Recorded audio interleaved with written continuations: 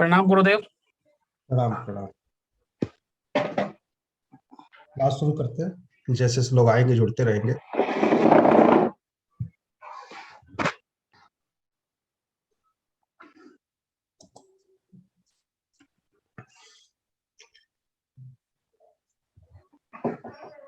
हम्म हम्म आज जो है एक डिटेल आप लोगों के लिए उदाहरण के लिए लिया गया है। 3 सितंबर 20 मिनट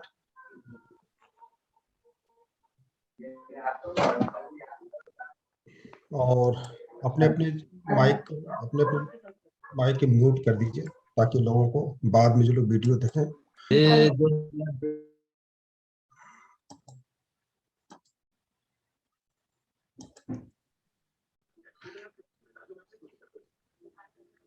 तो ये जो डिटेल बना है ये मीन लंग का बना है। जय श्री राम गुरु जी। जय श्री राम। और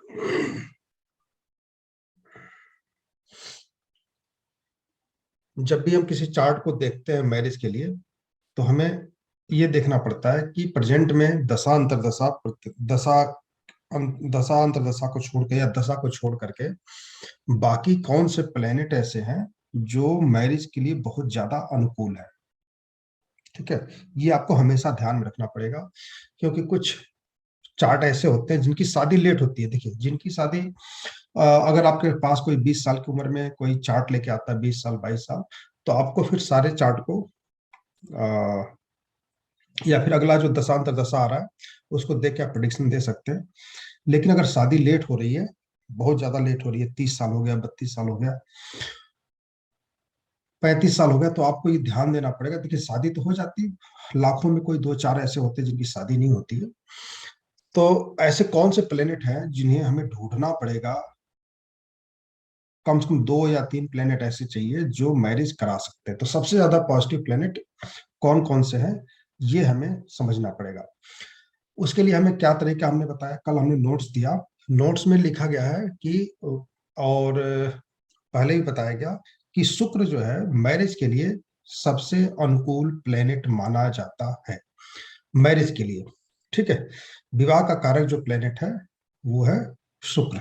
ठीक है, तो शुक्र में जब तक सबलॉर्ड लेवल पे 1, 6, 10 ना आ जाए तब तक हम उसे नेगेटिव नहीं मानेंगे।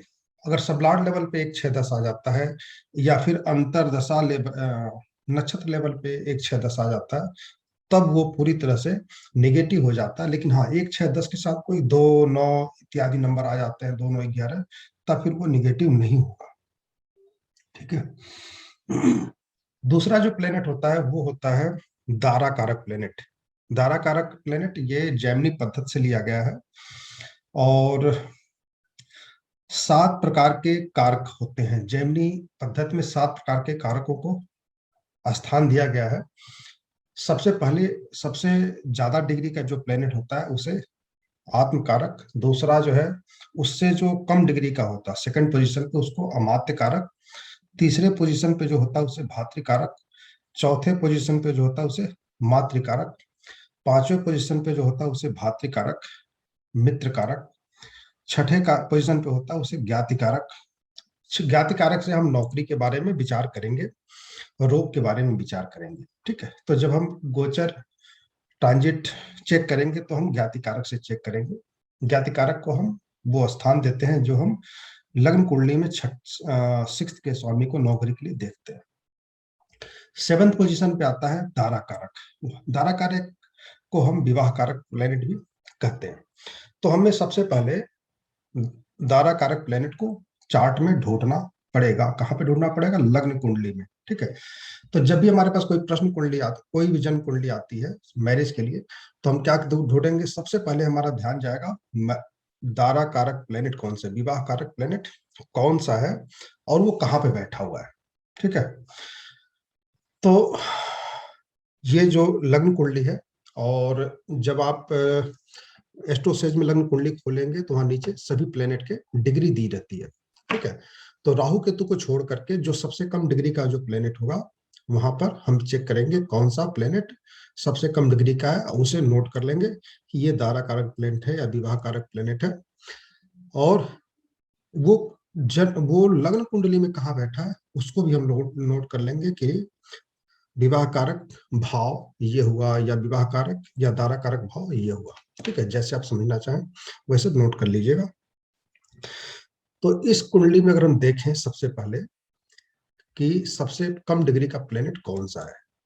ठीक है, तो सूर्य जो है 13 डिग्री का है, चंद्रमा 21 डिग्री का है, मंगल 6 डिग्री का है, मरकरी 25 डिग्री का है, जुपिटर 13 डिग्री का है, वीनस 3 डिग्री का है, सैटर्न 10 डिग्री का है। बस, तो सबसे कम डिग्री का यहाँ जो प्लेनेट है वो बना है शुक्र। ठीक है, सबसे कम डिग्री का जो प्लेनेट है वो यहाँ पे बना है शुक्र।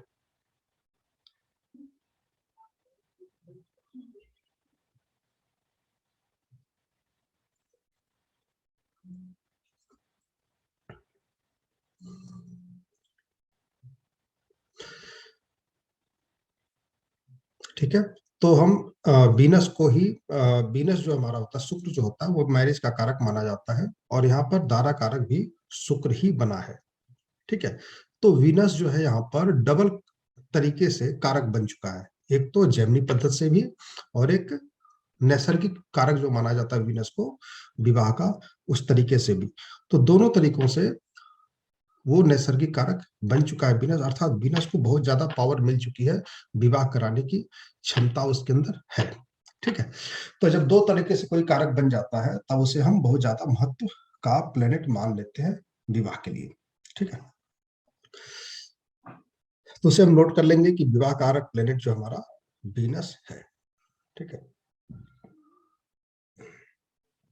फिर हम देखेंगे कि हमारा लग्न कुंडली में विवाह का भाव कौन सा होता है। विवाह का भाव जो होता है वो है सेवंत का स्वामी। ठीक है, सेवंत भाव का स्वामी जो होगा वो विवाह का कारक बना। तो तीन तरह का से हम कारक ढूंढते हैं, पहला है वीनस, दूसरा है दारा कारक, तीसरा है सेवंत का स्वामी। ठीक है, तो सेवंत का स्वामी हमें यहाँ पे कौन मिला, बुध। ठीक है, कन्या लग्न है यहाँ पे, तो इसलिए जो है यहाँ पर बुध विवाह का कारक प्लेनेट मिला। ठीक है, तो बुध को हम लिख लेंगे कि बुध जो है सप्तमेश है और ये 6 भाव में बैठा हुआ है। ठीक है, तो जब 6 भाव में बैठता, कल हमने नोट्स में भी दिया था कि विवाह में देरी के कारण कौन से प्लेनेट होते हैं। तो सेवंत का स्वामी 6 में बैठ जाए, वीनस भी हमने शायद लिखा है कि 6 में बैठ जाए। ठीक है, तो विवाह लेट होता है। तो इनका विवाह जो है लगभग 2017 में हुआ, तो आप अंदाजा लगा सकते हैं 83 से लेकर के 17 साल इधर, 17 34 साल की उम्र में हुआ लगभग। तो अब हम निकालते हैं यहाँ पे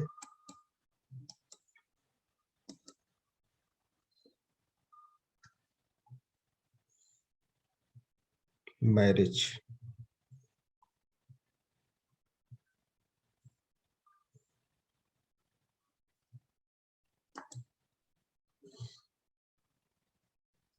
ठीक है, अब आप पाएंगे कि मैरिज के जो कारक आपको लिखाया गया है वो है दूसरा भाव, 7वां भाव, 11वां भाव। ठीक है, और जो नेगेटिव भाव लिखवाए गए वो है पहला भाव, छठा भाव, 10वां भाव। ठीक है, 8 और 12 भाव जो होता है वो न्यूट्रल भाव माना जाता है दोनों के लिए। अगर वो 1 6 10 आ रहा है वहां पे 8 जो आएगा, 1 6 10 की संख्या ज्यादा है अगर प्लेनेट में, तो 8 या 12 भाव जो जुड़ेंगे वो निगेटिव बन जाते हैं, और 1 6 10 या फिर कहते हैं तलाक के टाइम पे वो निगेटिव भाव बन जाते हैं। और 2 7 11 के साथ है तो 8 और 12 पॉजिटिव भाव बन जाते हैं, क्योंकि 8वां भाव क्या बताया गया आप लोगों को, दहेज का भाव। तो जब शादी होती है तो दहेज भाव एक्टिव हो जाता है। 8वां भाव क्या बताया गया, ससुराल भाव, तो ससुराल भाव भी एक्टिव हो जाता है। विवाह तो तभी होगा जब ससुराल मिलेगा, है ना। तो 2 7 11 के साथ 8वां भाव वहां पर पॉजिटिव बन जाता है, क्योंकि वो ससुराल भाव भी होता है, दहेज भाव भी होता है। और 12वां भाव जो होता है वो खर्च का होता है, तो शादी विवाह में खर्च भी होता है और बिस्तर सुख भी, है ना। तो 8-12 वहां पर पॉजिटिव बन जाते हैं जब विवाह का टाइम आता है, लेकिन जब तलाक का टाइम आता है तो और 8-12 भाव निगेटिव बन जाते हैं। ठीक है, तो ये हमें हमेशा ध्यान में रखना पड़ेगा। तो अगर इस चार्ट को समझा जाए तो यहाँ देखेंगे बहुत ज्यादा रेड अंक दिखाई दे रहे हैं सभी प्लेनेट में। ठीक है, सर हाँ बोलिए।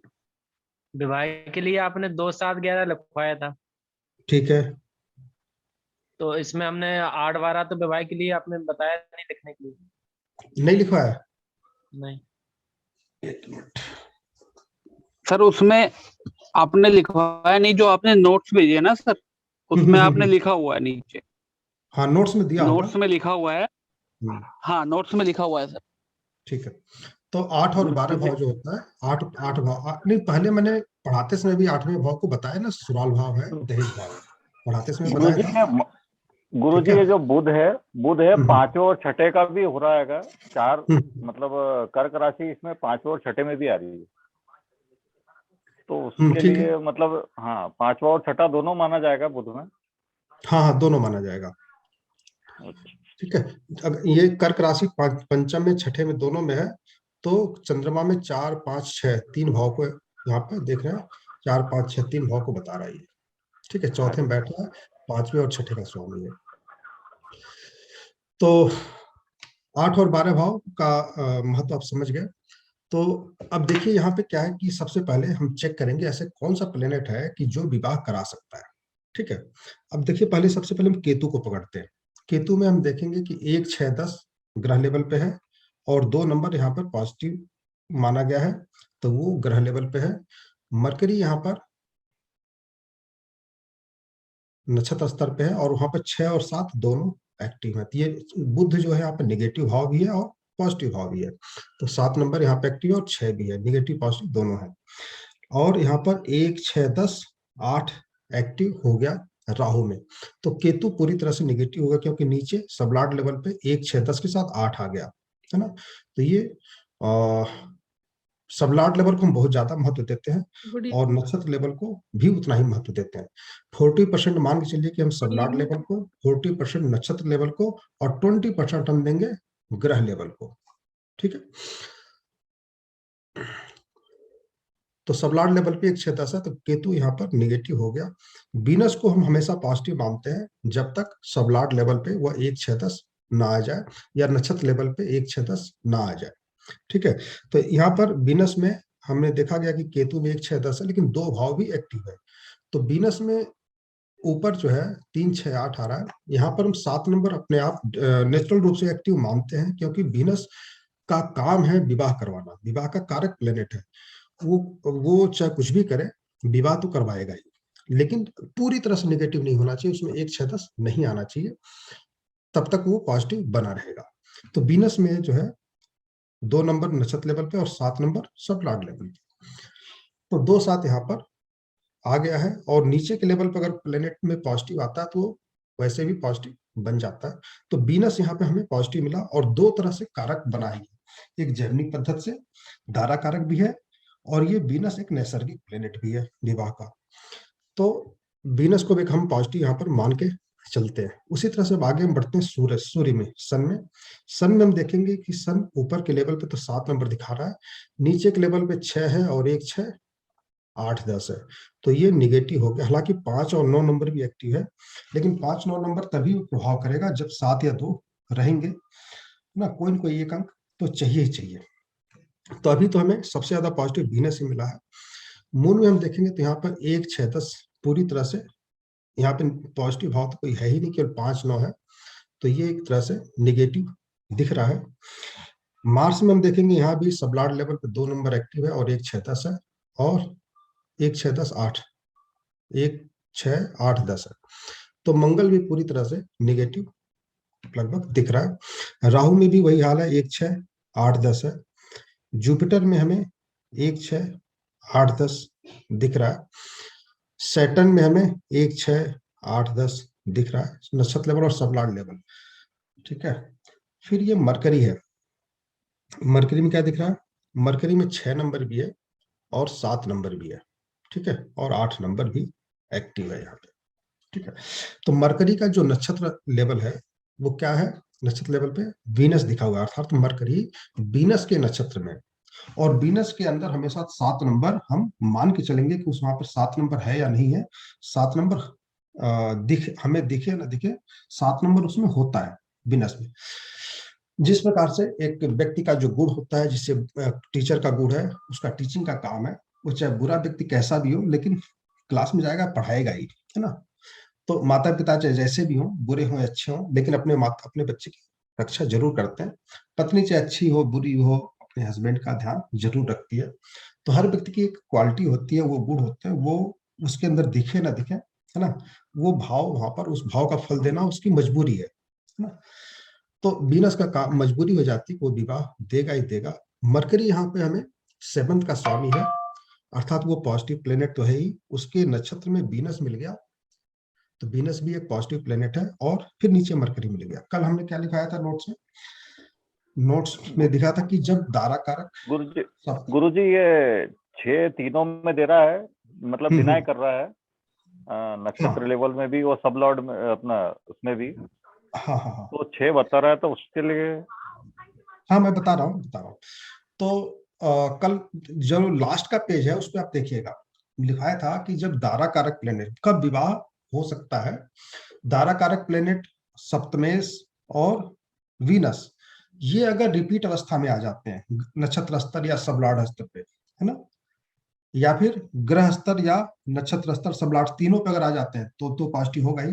नक्षत्र और सबलॉर्ड पे अगर दारा कारक और वीनस, या वीनस ही रिपीट अवस्था में हो या दारा कारक ही रिपीट अवस्था में हो, तो फिर उसे हम पॉजिटिव मान लेंगे। और जब सबसे ज्यादा पॉजिटिव उसको मान लेंगे क्योंकि उसमें ही विवाह होगा, ये गारंटी दी जा सकती है ना। 7 प्लेनेट में से उस प्लेनेट को गारंटी दी। यहाँ तो चलिए 6 दिख भी रहा है आपको।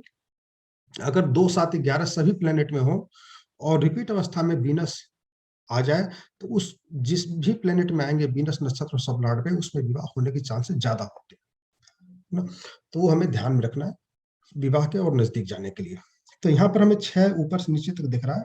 मरकरी एक सप्तमेश है, मरकरी में 7 नंबर एक्टिव है, और वीनस यहाँ पर नक्षत्र लेवल पे है, तो वीनस में हम 7 नंबर मान के चलेंगे। हमें एक ही प्लेनेट अभी तक मिला है पॉजिटिव, वो है वीनस, और दूसरा मिला है हमें यहाँ पर मरकरी। इसके अलावा जितने भी प्लेनेट में भी 7-11 है। किसमें? जुपिटर में, सैटर्न में, जुपिटर में सैटर्न जो आ रहा है। हाँ जुपिटर में 7-11 है। और सब लेवल पे सर डिनाई कर रहा है। हाँ सबलॉर्ड लेवल पे डिनाई कर रहा है। और उसके बाद सैटर्न लेवल पे ये शादी तो करवा सकता है, शादी मतलब मैरिज की बात करवा सकता है, लेकिन शादी नहीं करवा सकता जुपिटर, है ना। नक्षत्र लेवल पे है 7-11, लेकिन लास्ट में एक 6-10 होने से कहीं ना कहीं निगेटिव फल इसे देना ही देना है, शादी नहीं करवा पाएगा। यहीं पर अगर वीनस होता ना राहु की जगह पे, जुपिटर का सबलॉर्ड वीनस होता, तो हम गारंटी दे सकते थे कि हाँ ये शादी करवा देगा ना, लेकिन राहु है तो ये नहीं करवाएगा।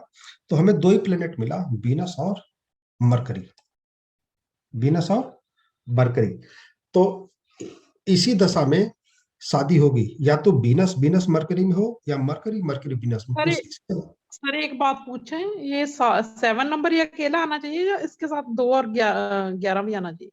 2 और 11 आ जाए तो अच्छी बात है, लेकिन अगर 7 नंबर है तो भी शादी हो जाती है। विवाह का कारक तो 2 7वां भाव ही है।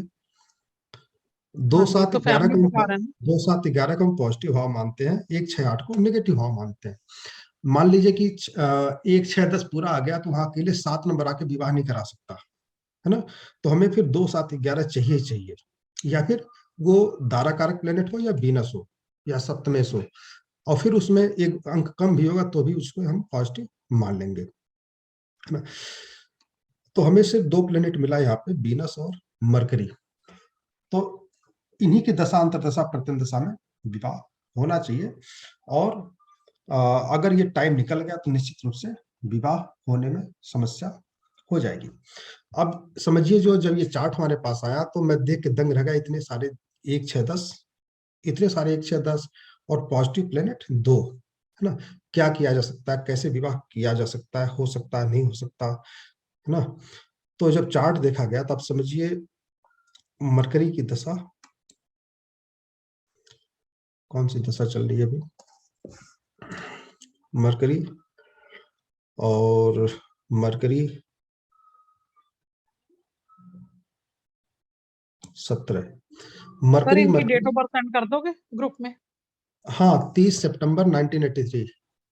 इस पे भी ऊपर लिखा रहता है, ऊपर लिखा हुआ आ रहा है। हाँ ऊपर लिखा रहता है। तो mercury mercury mercury mercury mercury mercury में सब आया था, समझिए ये रिश्ता, मतलब चार्ट देखने को। और मरकरी दशा शुरुआत हो गई थी, अंतर दशा चल रही थी। 2 प्लेनेट हमें मिले, मरकरी और वीनस। इसमें शादी 34 साल की उम्र हो गई, अब शादी होगी कि नहीं होगी। देखा जाए तो डिनाई किया जा सकता कि शादी नहीं हो, मतलब कि ये बताया सकता शादी नहीं होगी। फिर भी एक रिस्क लिया जा सकता है, भाई आप कोई भी रिश्ता है तो आप आगे बढ़े, और एक ही टाइम आपको मिलेगा, 1 या 2 चांस मिलेंगे। उस चांस पर आपने गंवा दिया तो शादी नहीं हो सकती, क्योंकि लड़के में बहुत सारी समस्याएं प्रणाम हैं। प्रणाम गुरुजी। प्रणाम प्रणाम। जैसे हम मकरी या बोलते हैं, तो ऐसे सूर्य चंद्र मंगल ऐसे भी बोल सकते हैं क्या गुरुजी? कैसे? हाँ हाँ बोल सकते हैं, चलिए। तो आप बोलते हैं, थोड़ा अच्छा जल्दी समझ में आ जाएगा गुरुजी। ठीक है ठीक है ठीक है ठीक है। क्योंकि ना तो इंग्लिश में थोड़ा दिक्कत आती है थोड़ी। ठीक है। चाहे बाद में इंग्लिश बोल तो दो, लेकिन एक बार हिंदी बोल दो तो फिर समझ में आ जाएगा गुरुजी। ठीक है। तो बुद्ध बुद्ध प्रणाम। शुक्र बुद्ध की दशा जो है, बुद्ध की दशा, बुद्ध की अंतर्दशा चल रही थी। और चार्ट जो है आ गया देखने के लिए, भाई शादी होगी कि नहीं होगी, कब होगी। मैंने कहा कि अभी देखते हैं कौन कौन से प्लेनेट पॉजिटिव है। तो 2 प्लेनेट मिला मुझे, और मरकरी मरकरी दशा अंतर्दशा चल रही है, और खरमास का भी टाइम चल रहा था उसमें से। तो मुझे लगा कि बस एक ही टाइम आ सकता है, ये वीनस है ना, क्योंकि 2 ही प्लेनेट मिल रहा। तो मरकरी मरकरी वीनस में अगर शादी हो गई तो शादी हो जाएगी, अन्यथा फिर हमें किस में शादी होगी? मरकरी वीनस वीनस में जाके होगी। मरकरी की दशा, वीनस की अंतर्दशा, वीनस की प्रत्यम दशा, है ना। मार्च 17 से अगस्त 17। हाँ, तो अब मरकरी मरकरी वीनस वीनस कब आता? मरकरी के बाद से वीनस जो आता, ये अब आता है ना 2020 में, 2020 से 22 तक। तो ये जो शादी आती, फिर अब ये फरवरी से लेकर के अगस्त 2020 में शादी होती है ना, लगभग 2 साल बाद। तो मैंने कहा 2 ही मौका मिलेगा, इसमें अगर शादी आपने कर लिया तो हो जाएगा। और तीसरा मौका कब मिलता? मरकरी वीनस मरकरी में, सर ये जो आप सर एक बार 2022 में। सर एक बार ना इनको जो हिंदी में प्रॉब्लम आ रही ना, उनको मतलब पूरा लिखवा दीजिए, साथ के जो 9 के 9 है ना, सूर्य को सन कहते हैं, मून को चंद्र, ऐसे इनको बता दीजिए, लिख लेंगे ये ठीक है पूरा ठीक है। जाएगा इनको। हाँ नहीं, मैं लिखवाया हूँ, बाकी मैं लिखवा भी दूंगा, चार्ट में भेज दूंगा हिंदी इंग्लिश में। ठीक है। तो एक बार बुद्ध, बोल दोगे ना अभी ठीक है ठीक है। तो बुद्ध की दशा और बुद्ध की अंतर्दशा और शुक्र की प्रत्यन दशा हमें सबसे पहले मिला, कि मैंने कहा उसमें शादी हो जाएगी। उसके बाद से जब शादी होगी तो होगी बुद्ध की दशा, मरकरी और शुक्र की अंतर्दशा और शुक्र की प्रत्यन दशा में, अर्थात 2020 फरवरी से लेकर के अगस्त तक। और तीसरा मौका कब मिलेगा? मरकरी की दशा, शुक्र की अंतर्दशा और मरकरी की प्रत्यन दशा, अर्थात मई 2022 से लेकर के अक्टूबर 2022 तक। तो 3 टाइम मिलना है। सबसे पहला अभी आने वाला है 4-5 महीने बाद। जो भी जी रिश्ता है आप मूव करके उसे आगे बढ़िए, पसंद आ जी जाता गुरु है जी, लड़का। इसमें एज भी देखना पड़ेगी ना उसमें अपने को, कि कितनी एज हो रही है कि जातक की। देखिए 34 साल की तेज हो रही है, मान लीजिए कोई हाँ 20 साल की उम्र में पूछ रहा, तो जो सबसे पहले हाँ हमें डेट मिलेगा ना, उस डेट पे हम बताएंगे कि आपको ये हाँ डेट में शादी हो सकती है ना। कुछ लोग ऐसे मजाक के तौर पे पूछते हैं ना, जैसे कि फ्री में कोई पंडित जी मिल गए, अच्छा पूछ लेते शादी कब होगी। वो शादी नहीं होती है, ठीक है। उसके लिए फिर इस तरह के चार्ट अगर मिल जाए तो आप गारंटी दे सकते हैं, इस तरह के चार्ट अगर मिल जाए तो गारंटी दे सकते हैं। लेकिन अगर सभी प्लेनेट पॉजिटिव हो तो आप फंस जाएंगे वहां पे, है ना। क्योंकि वहां पे ये दिखेगा कि आप जब मर्जी चाहो तब शादी हो सकती है। तो जब लड़का पढ़ लिख लेगा, भाई नौकरी कर लेंगे तब हम शादी करेंगे, तो जब उसके माता पिता चाहेंगे, जब शादी करना चाहेंगे तो शादी हो। इस यहाँ पे दिक्कत दूसरी थी, यहाँ पे 7-8 साल से शादी आ ही नहीं रही थी, आ रही थी तो तय नहीं हो पा रही थी, कहीं का समस्या थी। 38 ईयर्स हो गए, 36 साल हो गए अभी तो हाँ शादी। तो हाँ अभी तो शादी हो चुकी है, 2 बच्चे भी हो चुके हैं। और तो ये जो है बुद्ध बुद्ध वीनस में जो है रिश्ता इनका हो गया। और इस तरह से 2 प्लेनेट हमें जो है जो मिले, और इसमें जो है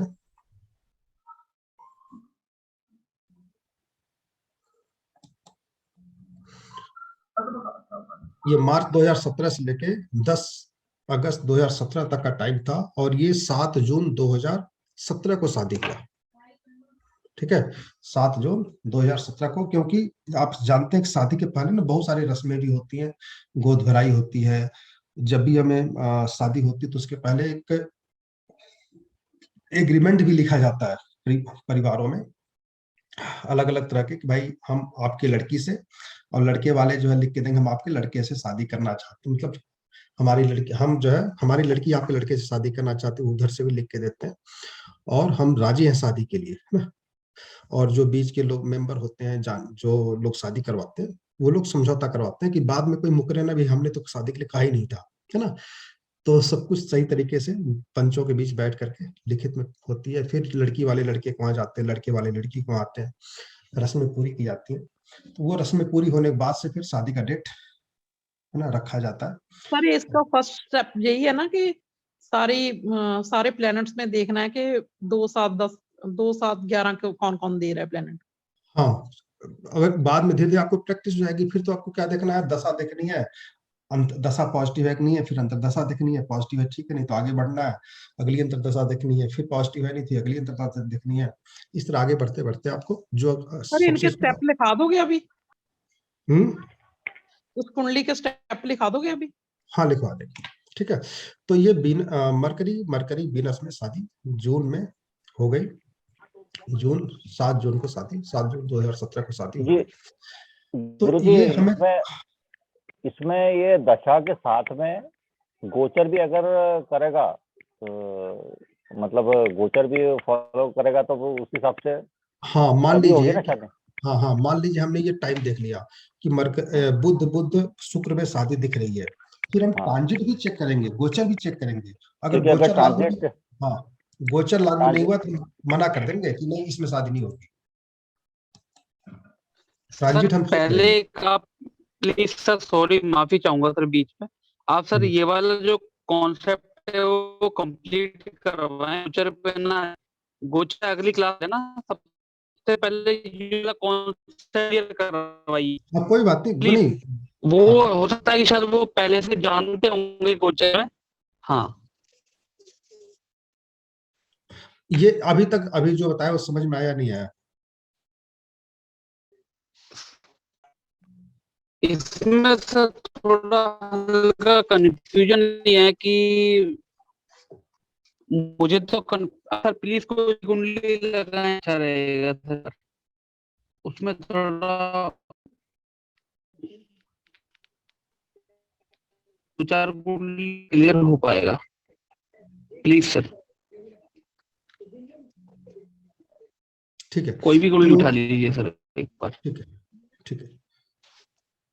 नहीं, अभी जो बताए वो कैसे देखना, हमें क्या क्या देखना, वो समझ में आएगी। पहले क्या क्या देखना है ये समझ में आना चाहिए आप लोगों को। सर एक बार सर रिपीट कर सबसे देंगे? सर रिपीट हाँ जी, हाँ स्टेप्स को एक बार प्लीज रिपीट कर दें। ठीक है, जब भी कोई चार्ट ये आता है, सबसे पहले देखेंगे दारा कारक प्लेनेट कौन सा है, विवाह कारक प्लेनेट कौन सा है। वो कैसे हम देखते हैं? सर सबसे डिग्री कम हो ना जिसकी। हाँ, जो सबसे कम डिग्री का प्लेनेट होगा उसे हम देखेंगे, और वो कुंडली में कहाँ बैठा हुआ वो भी हम नोट करके रख लेंगे, क्योंकि वो ट्रांजिट में काम आता है। ठीक है, किस भाव में बैठा है और हाँ कौन सी किस ग्रह की डिग्री कम है। हाँ, तो वो हमें नोट करके रख लेना है। ठीक है, ये सबसे जरूरी है। और उसे हम कहेंगे विवाह का कारक प्लेनेट जेमिनी पद्धति से। ठीक है, तो वो प्लेनेट भी महत्वपूर्ण भूमिका निभाता है मैरिज में। ठीक है, और ट्रांजिट में हम उसको बहुत ज्यादा महत्व देते हैं। दूसरा प्लेनेट है शुक्र, जो विवाह के लिए देखा जाता है, नैसर्गिक कारक विवाह के लिए शुक्र को माना जाता है। ठीक है, दूसरा प्लेनेट हो गया। तीसरा प्लेनेट वो होता है जो 7th भाव का स्वामी होता है। ठीक है, तीसरा प्लेनेट होता है जो 7th का स्वामी होता है। 3 प्लेनेट हमें मुख्य भूमिका निभाते हैं शादी करवाने में, शादी का चार्ट देखने में। चौथा प्लेनेट वो होता है जो 7th भाव में बैठा हो, ठीक है, 7th भाव में बैठा हो। इनमें जो सबसे ज्यादा पॉजिटिव प्लेनेट होगा वो भूमिका निभाता है। 5वां प्लेनेट वो होता है जो प्लेनेट 7th भाव को देख रहा हो, ठीक है, जो प्लेनेट 7th भाव से देख रहा हो, और खास करके अगर वो 11th से देख रहा हो उसका महत्व बढ़ गुरु जी, जाता है। दृष्टि मतलब अपने लग्न चार्ट से देख हाँ, रहा लग्न चार्ट में अगर वो 3rd भाव से या 11th भाव से देखेगा तो ज्यादा महत्व उसका होगा, ठीक है, क्योंकि वो पॉजिटिव भाव जो होता है वो 11th भाव माना जाता है, और 3rd भाव जो वही विवाह का कारक प्लेनेट भाव माना जाता है। तो तीसरे से देखेगा, 11वें से देखेगा तो उसका महत्व बढ़ जाएगा। तो इस प्रकार से 5वां प्लेनेट वो होता है जिनकी दृष्टि 7th भाव पर होती है। छठा प्लेनेट वो होता है जो 7th के स्वामी के साथ बैठे हो, ठीक है। 7वां प्लेनेट वो होता है जो 7th का स्वामी जो है, हाँ, कंजम्पशन में बैठे हो, वो प्लेनेट, उस प्लेनेट का महत्व बढ़ जाता है विवाह में, ठीक है।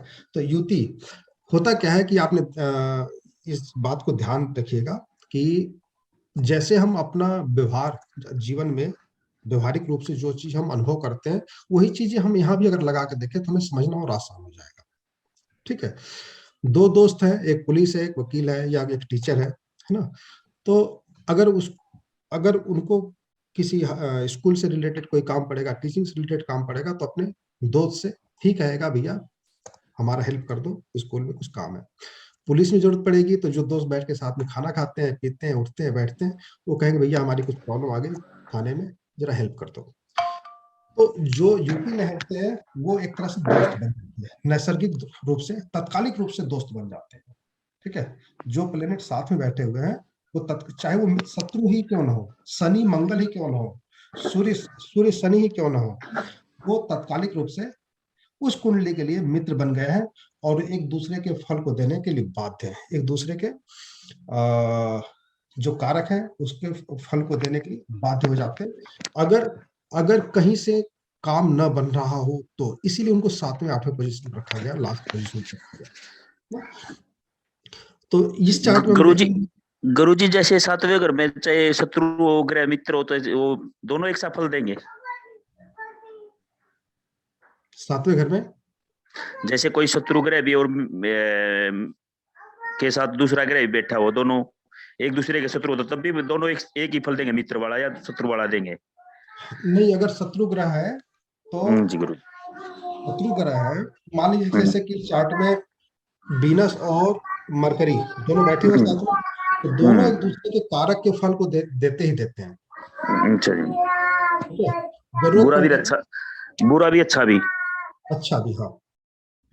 तो ये कौन सी राशि में बैठे हैं उस पर भी डिपेंड करेगा ना? नहीं, राशि का तो चलिए महत्व है ही, राशि का नहीं, भाव का महत्व है, राशि का नहीं, भाव का महत्व। मतलब मैं, हाँ, जिस राशि में बैठे उसका ग्रह का प्रभाव नहीं रहेगा उसमें। ना, भाव का महत्व है, भाव का ज्यादा महत्व है, ठीक है, क्योंकि भाव ही फल हमें देते हैं, राशि फल नहीं देते, है ना। प्लेनेट से हम चेक करते हैं कि कौन सा प्लेनेट अच्छा फल देगा, बुरा फल देगा, और वो प्लेनेट और उसकी राशि किस भाव में बैठी है। तो प्लेनेट और भाव दो चीजों का महत्व है। मतलब दो ग्रहों का कंजक्शन अगर जिस राशि में हो रहा है उसका राशि का प्रभाव नहीं रहेगा, उस ग्रह का प्रभाव नहीं रहेगा जिस राशि में बैठे। सूक्ष्म रूप से तो रहेगा ही रहेगा, है ना, सूक्ष्म रूप तो रहता ही है, ऐसा नहीं कह सकते। उस भाव का कहीं जरूरत पड़ेगी तो उस भाव को, उस राशि का भी फल देगा। समझिए जैसे कि जैसे यहीं पर भी है, यहाँ पर भी है, तीसरे भाव का फल शुक्र है ना, तीसरे का स्वामी है, और 8वें का स्वामी है वीनस, है ना, और मरकरी के साथ बैठा हुआ है। तो वीनस वैसे भी जो शादी का कारक है, और मरकरी जो है कहाँ का स्वामी है, चौथे का स्वामी है और 7वें का स्वामी है। तो दोनों एक तरह से विवाह के कारक बने हुए हैं, मैरिज के कारक दोनों बने हुए हैं, शुक्र भी और बुध भी, और अपनी दशांत दशा में यहाँ भी ये शादी कराने में समर्थ हुए। एक प्लेनेट और बैठा हुआ है यहाँ पे, मंगल, जो दूसरे का स्वामी है और 9वें का स्वामी है। तो दूसरा भाव परिवार भाव है, नवा भाव चाइल्ड का भाव माना जाता है, पंचम से पंचमेश। तो वीनस थर्ड चाइल्ड का, हाँ चाइल्ड के लिए, तो निश्चित रूप से जब बच्चे का टाइम आएगा तो मरकरी नहीं मंगल में अगर कहीं कहीं जरूरत पड़ेगी तो हेल्प ले सकता है मरकरी से, बुध से और शुक्र से, है ना। जब कोई प्लेनेट पॉजिटिव नहीं दिखेगा तब वो मरकरी के दशा अंतर्दशा प्रत्यंत दशा में या वीनस की दशा अंतर्दशा में फल बच्चा हो सकता है ना, कंसीव हो सकती है माता। तो मतलब उनको वो टाइम हम उस समय देखेंगे जब कोई रास्ता नहीं बचता, तब हम युति पे विचार करते हैं कि हाँ कोई रास्ता नहीं बच रहा है, कोई प्लेनेट पॉजिटिव नहीं है, तो जो साथ बैठे प्लेनेट है इनमें हो सकता है, और उस प्लेनेट में हम उपचार बता करके और प्रेडिक्शन देते हैं भाई इसमें हो सकता है और ये उपचार कर लीजिए, ठीक है। तो जब तक हम 4-5 चार्ट समझेंगे नहीं तब तक आपको समझने में थोड़ी सी दिक्कत होगी, लेकिन हमारा प्रयास ये रहता है कि हम चार्ट को समझते समझते ट्रांजिट को भी समझते, क्योंकि ट्रांजिट के लिए फिर अलग अलग चार्ट हम लेंगे तो फिर दिक्कत आएगी। तो जो चार्ट हम समझते हैं उसी पे ट्रांजिट भी समझ लेते हैं, है ना। तो एक एक करके हम नक्षत्र चार्ट, लग्न कुंडली और ट्रांजिट उसको जो है तीनों चीज लेकर चलेंगे तो समझने में दिक्कत नहीं आएगी। जो आगे गुरुदेव एक प्रश्न और है सर, आप सर जो हमें बताएं प्लीज इस कुंडली में वो पूरे स्टेप एक बार बता दें। जैसे दारा का शुक्र साथ स्वामी में बैठा है ना, युति वाला, वो सब कुछ एक ही कुंडली में समझा देंगे तो और अच्छा रहेगा सर। ठीक है, क्योंकि हम तो सर बेसिक मतलब 0 से सीखा है हमने ये है। कोई बात नहीं, ठीक है।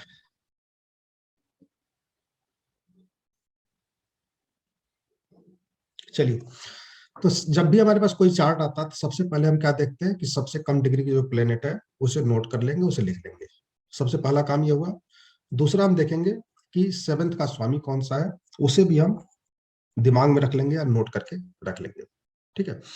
देखेंगे कि 2 प्लेनेट हो गया, 7th दारा कारक प्लेनेट, दूसरा जो है 7th का 7वें भाव का स्वामी जो है, तीसरा जो हुआ शुक्र, ठीक है। 3 प्लेनेट जो है विवाह के लिए हम ध्यान देते हैं मुख्य रूप से, और ये तीनों प्लेनेट बैठे कहाँ है ये भी हम अपने पास ध्यान से नोट कर लेंगे। तो दारा कारक और सप्तमेश और शुक्र, ये तीनों अगर 8वें में, 6ठे में, 12वें में, लग्न में, 6ठे में बैठा तो शादी में ज्यादा लेट होता है, 8वें में बैठा तो उससे थोड़ा सा कम लेट होता है, 12वें में बैठा है तो उससे थोड़ा सा और कम होगा, लग्न में बैठा थोड़ा उससे कम होगा, और अगर वो 5वें में, 9वें में, दूसरे में बैठा है, 11वें में बैठा है तो शादी जल्दी हो जाती है, ठीक है। तो 3 प्लेनेट हमें ध्यान देना है। उसके बाद से हम नक्षत्राणी चार्ट चेक करेंगे कि दशा कौन सी चल रही है, वो पॉजिटिव है या नहीं है। फिर वो अगली अंतर्दशा चेक करेंगे उसका वो पॉजिटिव है या नहीं है। तो एक बार जो सीखने के लिए हमें सभी प्लेनेट को एक बार ध्यान से देख लेंगे कि कौन कौन से प्लेनेट पॉजिटिव है, कौन कौन से निगेटिव है। अगर हमें एक समान देखने से लगता है कि सारे प्लेनेट पॉजिटिव हैं तो फिर हमें दशा और प्रेजेंट में अंतर्दशा और प्रेजेंट में प्रत्यंत दशा जो भी चल रही है उसको चेक करेंगे और ट्रांजिट चेक करेंगे। अगर ट्रांजिट जब लग जाएगा तब शादी हो जाएगी, और अगर 3 या 4 प्लेनेट पॉजिटिव हैं तो फिर हमें थोड़ा सा ट्रांजिट चेक करने के लिए हमें वो दशा, अंतर्दशा, प्रत्यंत दशा को ध्यान में रखना पड़ेगा कि कब उनका टाइम आ रहा है, उसी टाइम का हम ट्रांजिट चेक करेंगे, ठीक है। तो इसको कल समझेंगे जब दूसरे चार्ट पे, तब ज्यादा अच्छे से समझ में आ जाएगा। हम शुरुआत में हम एक एक चार्ट ही लेते हैं, जब आप लोगों को समझ में आने लगेगा फिर हम 2-2 चार्ट भी लेकर के आगे बढ़ेंगे, ठीक है। कोई जल्दीबाजी नहीं होती, इसलिए मैं आप लोग को 9 महीने बोल के चलता हूँ कि टाइम लगेगा और प्यार से धीरे धीरे समझेंगे, क्योंकि टेक्निकल चीज है और टेक्निकल चीज को समझने में टाइम तो लगता ही है। तो ट्रांजिट को एक बार चेक कर लेते हैं। कल जब दूसरा चार्ट लेंगे तो फिर दूसरा तरीके और भी चीजें जब बताई जाएंगी समझ में आ जाएंगी। एक दिन में ही सब कुछ आ जाए समझ में तो फिर तो 7 दिन में ज्योतिष ही खत्म हो जाए आप लोगों की, 7 इवेंट, है ना। तो एक दिन में तो नहीं आना है जी गुरुजी, ये मार्च 17 से ही ट्रांजिट देखना पड़ेगा ना इनका? हाँ, इसका ट्रांजिट का रूल भी कल लिखवा दिया आप लोगों को। वो देखा गया शनि से और बुध से, हाँ सॉरी शनि से और गुरु से। शनि और गुरु का ट्रांजिट चेक करेंगे, और वक्री ग्रह का प्लेनेट एक भाव पहले से भी ट्रांजिट होता है ना, ये भी हमें ध्यान में रखना है। नहीं, जैसे गुरुजी इनकी मैरिज हुई थी मार्च 17 के बाद से, आप बता रहे जून में, जैसे जून या जुलाई जो भी हुई थी, तो वो ट्रांजिट अपने को इतने समय का ही देखना पड़ेगा ना उसमें। जब आगे छोड़ दो। देखिए, अगर हमें पता नहीं है शादी कब होनी है, ठीक है, तो हमें फिर एक एक महीना करके ट्रांजिट चेक करना पड़ता है ना, कि अभी प्रेजेंट में ट्रांजिट क्या है, एक महीने बाद क्या होगा, अगले महीने क्या होगा। जब अनुभव हो जाता धीरे धीरे वो पता चल जाता कि 2 महीने तक यहीं रहेगा, फिर 3 महीने तक यहीं रहेगा, अगले महीने फिर बकरी होगा या मार्गी होगा या भाव में चला जाएगा, है ना। हाँ जी, बड़े ग्रह तो वो ज्यादा समय के लिए रहते हैं वैसे।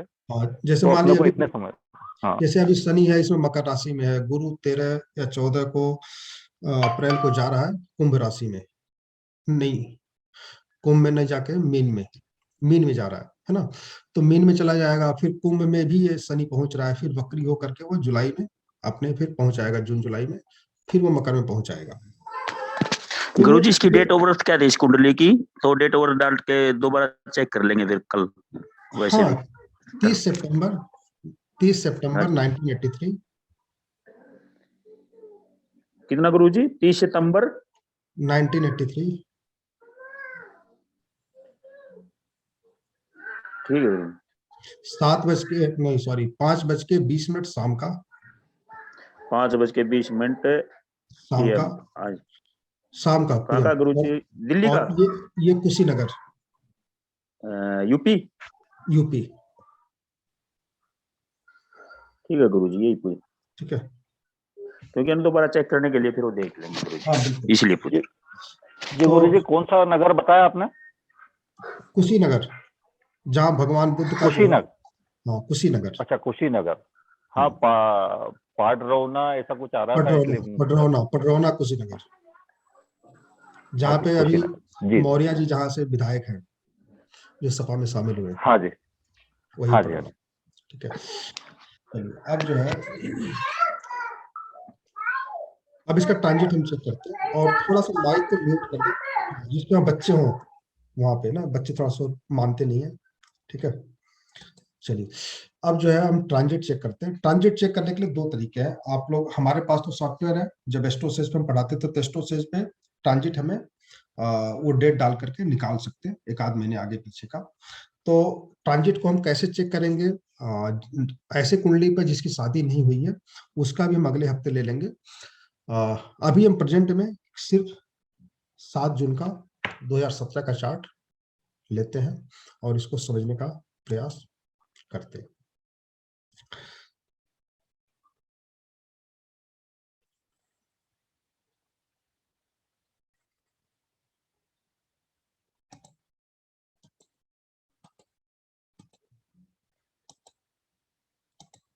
सर इनकी लेट मैरिज 34 साल की उम्र में शादी हुई, वीनस और सप्तमे दोनों छठे भाव में है ना, तो शादी तो लेट होनी थी।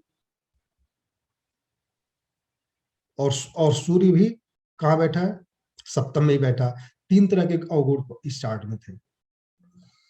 एक तो सप्तमे सपने से 12वें चला गया, छठे भाव में, वीनस भी छठे भाव में, और सूर्य सप्तम भाव में। तीनों जो है नेगेटिव ही था, तो लेट तो होना ही था।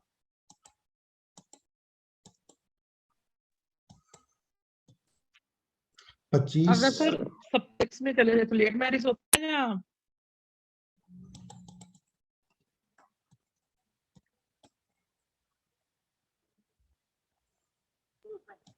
ये सप्तम 6 में है तो डिनाई कर रहा है वो तो।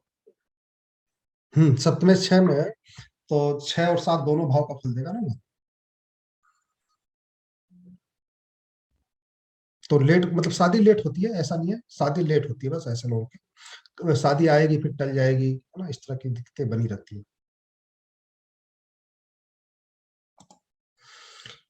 चलिए सर एक चीज पूछना था कि शादी के लिए क्या 7th हाउस के कस्पल लॉर्ड को भी देखेंगे हम लोग? बिल्कुल देख लेंगे।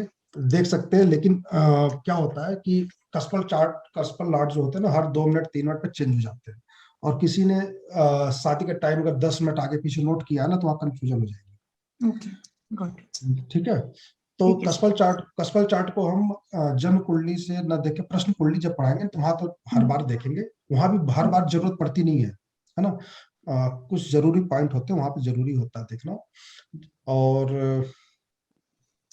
जैसे किसी ने पूछा कि कब होगा, तो कब होगा, तो फिर वहां पे बहुत ज्यादा जरूरी नहीं होता कस्पल चार्ट चेक करना, फिर भी एक बार जरूर ध्यान हम रखते हैं कि चेक कर लेते हैं। लेकिन जन्म कुंडली में हम लोगों को बताएंगे ना कि कस्पल चार्ट चेक कर लीजिए, तो आप लोग थोड़ा सा कंफ्यूज हो जाएंगे। फिर भी मैं इस चार्ट में भी देखता हूँ कि बता देता हूँ। चलिए, ये गोचर है, ठीक है। और ट्रांजिट में हम पाएंगे कि सेवंथ में यहाँ जुपिटर बैठा है। सर गोचर नजर नहीं आ रहा, हमें नजर नहीं आ रहा। अच्छा, गोचर नजर नहीं आ रहा, ठीक है।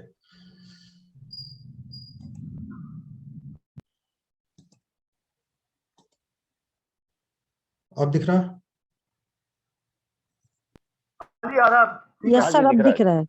ठीक है, तो ये जो छोटे छोटे प्लेन बीच में जो चक्र बना है हल्का सा गाढ़े कलर में, ये जो है लग्न कुंडली है, और बड़ी वाली जो है वो है ट्रांजिट की है ना। यहाँ पे डेट लिखा हुआ देखिए, जहाँ पे ट्रांजिट टाइम 7/6/2017, ठीक है, 7 जून 2017 का हमने लिया है। ये थोड़ा पहले का भी लेते तो कोई फर्क नहीं पड़ता। तो यहाँ पे हम देखेंगे, यहाँ पे जुपिटर कहाँ बैठा है, 7th भाव में बैठा हुआ है। और शनि कहाँ बैठा, शनि बैठा 10th भाव में, ठीक है। ट्रांजिट का रूल क्या होता है कि हमें ट्रांजिट का रूल होता है कि हमें दारा कारक भाव और दारा कारक भाव, लग्न या सप्तम। ये शादी के लिए दारा कारक देखना है ना आप गुरुजी? हाँ, शादी के लिए, शादी के लिए तो दारा कारक भाव पे जो है दृष्टि होगी। और कुछ केसेस में ऐसा पाया गया कि दारा कारक प्लेनेट में दृष्टि हो जाती है। वो तब होती है जब दारा कारक प्लेनेट और दारा कारक प्लेनेट और सप्तमेश दोनों एक ही हों, या वीनस और सप्तमेश दोनों एक ही हों, तब जो है उस प्लेनेट पे दृष्टि से गोचर लागू हो जाता है। और ऐसा नहीं है तो हमें दारा कारक भाव पे दृष्टि चेक करनी पड़ती है, और मोटा मोटी हम दारा कारक भाव पे ही चेक करके चलेंगे। 100 केसेज में 70-80% प्रेडिक्शन आपके सही हो जाएंगे। कुछ ऐसे चार्ट होते हैं कि आप कॉन्फिडेंस भी हो सकते हैं वहां पे। ऐसा भी देखा गया कि कुछ ऐसे चार्ट होते हैं जैसे इसमें मैं कॉन्फिडेंट था कि शादी हो जानी चाहिए, है ना। बाकी किस्मत लोगों की ऐसी होती है, भाई नहीं पसंद आई लड़की, टाल दिया तो फिर गई 2 साल और आगे, है ना। इस तरह के केसेस होते हैं। ये गुरुजी बीटीआर का भी कुछ दिक्कत हो सकती है उसमें, अगर ऐसा कुछ मैच नहीं करे तो? बीटीआर तो बताएंगे, बीटीआर तो एक अलग चीज है। देखिए कितनी बार बीटीआर हम करेंगे, है ना। बीटीआर तो हर पंडित जी लोग कहते हैं भाई मैं बीटीआर करके तब कुंडली चेक करनी चाहिए। वो कुंडली जितने लोग पास जाएगी सब लोग बीटीआर ही करते रहेंगे, तो हर बार कुंडली चेंज होती रहेगी। तो जी गुरुजी, वो उलझते जाएंगे फिर जी, इसमें उलझते जाएंगे फिर। सही है, बीटीआर में हमें जब कोई कहे भाई हमारे टाइम में डिफरेंस 10-15 मिनट हो सकता है, तो हमें बीटीआर जरूर कर लेना चाहिए। अगर वो कहे नहीं हमारा टाइम ठीक है, तो फिर बहुत ज्यादा इसमें चक्कर में नहीं पड़ना चाहिए, जो उन्होंने बताया उसे सही मान करके हमें आगे बढ़ना चाहिए। सर ये बीटीआर क्या है? बर्थ टाइम रेक्टिफिकेशन, जन्म समय को ठीक करना। ठीक है, थैंक यू। सर कोई अगर बीटीआर करेगा इससे बड़ी, तो सर होरारी लगा के पष्ट कुंडली लगा के कर लेगा सीधा, वो ज्यादा और भी अच्छा है। देखिए बीटीआर के बहुत सारे तरीके हैं, बहुत सारे तरीके हैं। वो आगे चर्चा होगी 7 महीने 8 महीने बाद से ना, क्योंकि जब तक आप सारे इवेंट को समझेंगे नहीं ना, तब तक आप बीटीआर नहीं कर सकते। कब शादी हुई, कब नौकरी लगी, है ना, नौकरी के फार्मूले क्या है, शादी के फार्मूले क्या है, बच्चे होने के फार्मूले, दो चीज तो फिक्स होती है, शादी और बच्चा। इसको चेंज नहीं कर सकते। नौकरी तो बार बार लगती है, तो उसमें भी गोचर हम ट्रांजिट अगर लगा ले तो 2-3 तरीके से हम विदेश आप कब गए, विदेश का वीजा कब मिला, गाड़ी कब खरीदी, जब आप इसको समझ लेंगे तो बीटीआर और आसानी से हो जाएगी। क्योंकि कौन सा लग्न सही बैठ रहा है, लग्न को ठीक तो करना ही पड़ेगा। तो तब आप उसको ज्यादा आसानी से समझ सकते हैं। तो ये हमें ध्यान रखना है कि बीटीआर को तभी करना है जब हमें सब इवेंट को समझ जाए। ठीक है, तो अभी हम यहाँ ट्रांजिट चेक कर रहे थे और गुरु जो है यहाँ पर 7th भाव में बैठा है और सैटर्न यहाँ पे 10th भाव में बैठा है। तो सैटर्न की 10वीं दृष्टि 7th पे पड़ रही है और जुपिटर खुद 7th भाव में बैठा है। उस समय दोनों प्लेनेट जो है वक्री अवस्था में थे और वक्री अवस्था में अर्थात एक भाव पहले पे भी प्रभाव डालते हैं, है ना। तो गुरु का प्रभाव एक भाव पहले 6 पे भी पड़ेगा। जब आप गोचर चेक करेंगे 7 जून 2017 का, तो जुपिटर वहां उसमें वक्री है और सैटर्न भी वक्री अवस्था में है ना। अगर वक्री नहीं होता सैटर्न और जुपिटर उस समय, तो गोचर लागू नहीं होता, फिर हम कहते शादी नहीं होगी। ठीक है, तब शादी नहीं होगी। लेकिन अगर वक्री है तो 6 भाव पे प्रभाव पड़ गया और फिर हम कहेंगे कि शादी हो जाएगी। और टाइमिंग दशा अंतर्दशा प्रथम दशा के हिसाब से जो निकलेगा वो हम उन्हें बता देंगे। ठीक है सर, जानिए कैसे ये ग्रह वक्री है या मार्गी है? ये दोनों ट्रांजिट में उस समय गुरु और शनि दोनों वक्री अवस्था में थे। तो मतलब गुरु सर मालूम कैसे पड़ेगा कि वक्री है कि मार्गी हूँ? आप एस्ट्रोसेज में खोलेंगे ना तो वहां पे स्टार का निशान होता है। ठीक है, हाँ सर। जो प्लेनेट वक्री होता है उसके साइड ऊपर स्टार का निशान होता है। ठीक है, और पर उस हिसाब से जुपिटर और सैटर्न की दृष्टि जो है, हम्म, जुपिटर और सैटर्न की दृष्टि जो है वो सप्तम में और सप्तमेश और वीनस पर पड़नी चाहिए ना। सप्तमेश पे जरूरी नहीं है, सप्तम पे या लग्न पे, सप्तम पे या लग्न पे। दूसरा दाराकारक भाव पे। ओके, ठीक है, तीसरा नियम क्या है, नाड़ी पद्धति का नियम है कि जन्म का शुक्र जहां पे होगा, जन्म का शुक्र, ठीक है, जन्म का शुक्र जहां पे होगा लग्न कुंडली में, उस भाव पर गुरु या शनि की दृष्टि होगी, या फिर ट्रांजिट में जरूर शादी के टाइम पे वीनस पर गुरु या शुक्र की दृष्टि होगी, है ना। तो देखिए यहाँ पर देखा जाए तो गुरु की और शनि की दृष्टि नहीं है। लगन पे आ रही है ना, देखो इस पे गुरु की दृष्टि लगन में आ रही है और सैटर्न की भी आ रही है, 7th पे आ रही है 10वीं दृष्टि। हाँ, 7th पे तो दोनों की दृष्टि पड़ रही है। अगर वक्री हो जाएगा तो फिर वो 6 पे भी देगा। हाँ, जब वक्री हो जाए, वक्री है इस समय, तो वो 6 पे भी पड़ेगा और सैटर्न का भी 6 पे पड़ेगा, क्योंकि सैटर्न भी वक्री है, वो 9 से काउंट करेंगे तो शादी का तभी कारण बना ना इस टाइम उसका। हाँ हाँ, तभी जो है उसका योग जी, सैटर्न की 10वीं दृष्टि हैगी 6 पे। तो 7 जून 2017 का शादी था और उस समय वक्री दृष्टि दोनों की 6 पे भी थी और 7th पे भी थी। गुरु की जो है लग्न पे भी थी, 7th में बैठा ही था।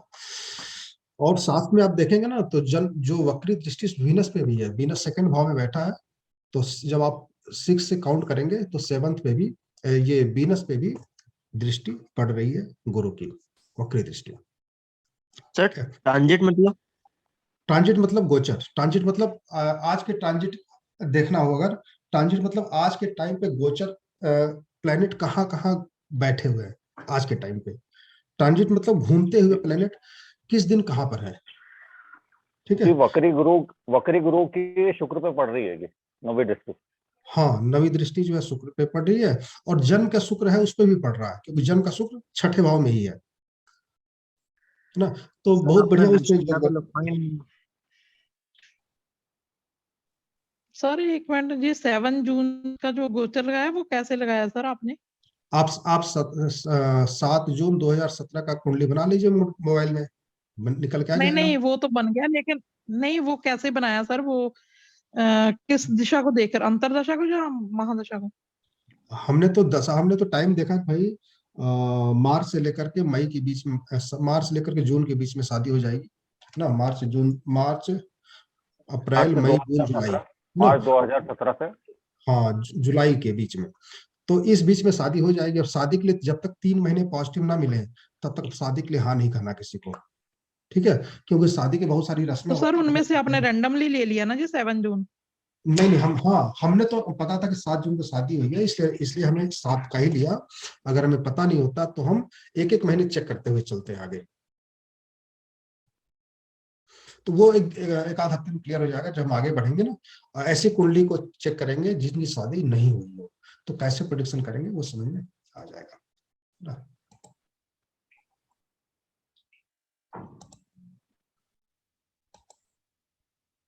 चलिए, इन्होंने पूछा था सबलॉर्ड कैस्पल चार्ट को हम चेक करते हैं। अनन्या जी ने कहा कैस्पल चार्ट को चेक कीजिए।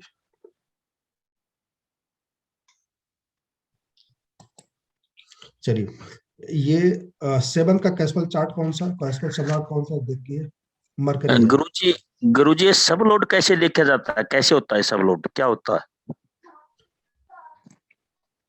किसका सब लॉर्ड देखना चाहते हैं? जैसे कोई भी ग्रह है, जैसे सूर्य का या शुक्र का सब लोड देख रहा, तो कैसे देखें? आपने लास्ट क्लास में थे आप? नहीं, लास्ट क्लास में नहीं था गुरुजी मैं। वीडियो लास्ट देखा? क्लास में मैं अच्छा, वीडियो देखा गुरुजी, वीडियो देखा। तो लास्ट क्लास के वीडियो में हमने सिर्फ सब लॉर्ड ही बताया है उसमें। अच्छा कैसे गुरुजी। कैसे बनाया जाएगा, और अच्छा। सबलॉर्ड क्या होता है, एक नक्षत्र के 9 भागों में बांटते हैं तो सबलॉर्ड हो जाता है। ठीक है। अच्छा गुरुजी। हाँ तो जी। अश्विनी नक्षत्र है तो उसको 9 भागों में बांटेंगे तो 9 सबलॉर्ड हो गए। इस तरह वैसे से तो इसमें कुंडली के सॉफ्टवेयर में तो आ जाता है गुरुजी सब लोड, एक तो हाँ, सब लोड, एक सब लोड, हाँ, दो सब लोड आ रहे हैं। नहीं, एक ही सब लॉर्ड आएगा। जैसे केतु है, केतु के हाँ। नीचे जो लिखा है देखिए क्या लिखा है, STL, star Lord. Star Lord मतलब होता है नक्षत्र स्वामी। ठीक है। और नीचे लिखा है नीचे लिखा SL, SL मतलब होता है सब लॉर्ड। ठीक है, उप नक्षत्र स्वामी। ठीक है। तो सभी प्लेनेट का जो स्टार लॉर्ड होता है, इंग्लिश में देखेंगे तो STL लिखा है, स्टार लॉर्ड। स्टार लॉर्ड मतलब नक्षत्र स्वामी, और SL मतलब सब लॉर्ड। ठीक है। वो आप जब जाएंगे एस्ट्रो सेज में, तो वहां पर आप वहां भी आपको दिखेगा। नहीं देखने आएगा तो मुझे बता दीजिएगा, कल दिन में फोन कर लीजिएगा, कैसे देखना है मैं बता दूंगा। ठीक है, ग्रुप में ही बता दूंगा, या फिर फोन कर लीजिएगा, बता दूंगा। अच्छा। जब आप वहां जाएंगे मैं बता देता हूँ, समझा देता हूँ यहाँ पर। तो पहले ये देख लेते हैं, इन्होंने पूछा कि कैस्पल चार्ट कैसे देखते हैं। कैस्पल चार्ट भाव का जो है नक्षत्र और सबलॉर्ड चेक कैसे चेक करते हैं। तो हम यहाँ पाएंगे कि 7th का कैस्पल सबलॉर्ड मरकरी है। ठीक है, 7th का मरकरी है, और 2nd का क्या है, वीनस है। ठीक है। और तो मैरिज के लिए हमारा दूसरा भाव, 7वां भाव और 11वां सर ये भाव। कसबल चार्ट दिख नहीं रहा है। अच्छा, नहीं दिख रहा?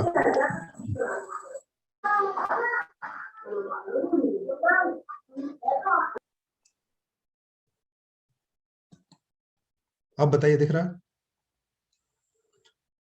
कोई चार्ट दिख रहा है आपको? यस सर, दिख रहा है सर, क्लियर है सर। ठीक है। तो ये जो दिखा ना, PP, CP और NP, ठीक है। तो ये CP जो होता है कैस्पल चार्ट है, और यहाँ पर आपको एस्ट्रोसेज में भाव संधि चार्ट मिलेगा। वहां पे कैस्पल चार्ट हिंदी इंग्लिश में, और भाव संधि चार्ट हिंदी में मिलता है। तो वहां भी आप देख सकते हैं, यहाँ भी देख लीजिए कि 7th का कैस्पल लॉर्ड सब लॉर्ड जो है मरकरी है, और 2nd का वीनस है। तो 7th का मरकरी और वीनस। तो कहीं न कहीं 3rd भाव, 2nd भाव, है ना। हम इस पद्धति का भी यूज करना आप लोगों को बताएंगे जब हम कल दूसरा चार्ट लेंगे, वहां भी समझाएंगे कि जो 2nd का, 3rd का, 11th का, 5th का, 9th के प्लेनेट होते हैं, ये मैरिज में भूमिका निभाते हैं अपना ना। 2nd और 3rd का बहुत ज्यादा महत्व होता है। जो 10th के कैस्पल सबलॉर्ड रहेंगे, जो 6 के रहेंगे, जो 1st के रहेंगे, वो कहीं न कहीं रुकावट डालते हैं मैरिज में। तो हमें इसका भी ध्यान रखना पड़ता है। जब हम थोड़ा सा, जब चार्ट समझ में ना आए, सारे प्लेनेट पॉजिटिव रहे, तो हम जब छांटना हो ना कौन सा प्लेनेट ज्यादा पॉजिटिव है, तो फिर हम यहाँ से भी यूज करते हैं कैस्पल चार्ट का भी। सर थोड़ा कैस्पल के बारे में भी बता दीजिए। जिस प्रकार के राशियों को 9 भागों में बांटा गया है ना, वैसे भावों को भी जो है, हर भाव का जो है भाव की जो डिग्री होती है, कितने डिग्री पे व्यक्ति का जन्म हुआ है ना, कितने डिग्री पे जन्म हुआ है। जब हम गणित उसका करते हैं कि व्यक्ति का जो है मेष लग्न में 10 डिग्री निकल गया था तो व्यक्ति का जन्म हुआ, तो उस समय जो जिस डिग्री पे जो है प्लेनेट होता है फिर वो किसके नक्षत्र में है, फिर सबलाड है, उसका भी उसी तरह से निकालने का प्रक्रिया है। गणित का पद है ये, लेकिन वो है जैसे हम जैसे राशियों को बांटते हैं ना, राशियों को नक्षत्रों में, फिर सब उप नक्षत्र में, उसी तरह से हम भाव को भी बांटते हैं। तो पहले भाव का जो है नक्षत्र स्वामी कौन है ना, जैसे मान लीजिए यहाँ पे पहले भाव कौन है, यहाँ पे देखिए 12 लिखा है, ठीक है। तो पहला भाव हुआ, इसका स्वामी कौन है, गुरु। प्लेनेट कौन सा यहाँ पे देखिए, यहाँ पे लिखा है गुरु, लिखा है ना। 6 डिग्री का था उस समय, 6 डिग्री का लगन पे जुपिटर जब था, ठीक है, 6 डिग्री का जब लगन था तब जन्म हुआ। इसका स्वामी जो है जुपिटर है, और नक्षत्र लाड सैटर्न है ना। जुपिटर जिसके नक्षत्र में है, नक्षत्र सैटर्न है, और फिर यहाँ पर मरकरी है। तो भाव को भी हम 3 भागों में बांटते हैं, जुपिटर और नक्षत्र और सबलाड में। जैसे राशि, जैसे हम नक्षत्रों को बांटा गया, राशियों को बांटा गया, वैसे भाव को ही बांटते हैं। तो गुरुजी एसएसएल तक तो जाना ही नहीं है ना अपना को? नहीं, हमें एसएसएल तक नहीं जाना। हाँ जी, ठीक। हमें सिर्फ जो है नक्षत्र और सबलाड बंद हो गया, ठीक है। तो